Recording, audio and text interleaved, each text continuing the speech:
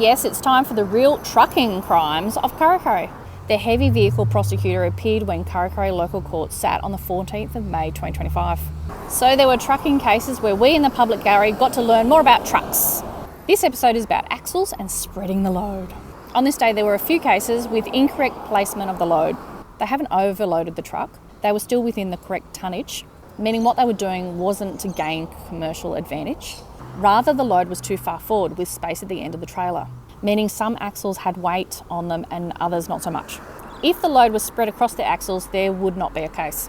Honestly, there was heaps of technical discussion about axles that are operated on air and others on springs.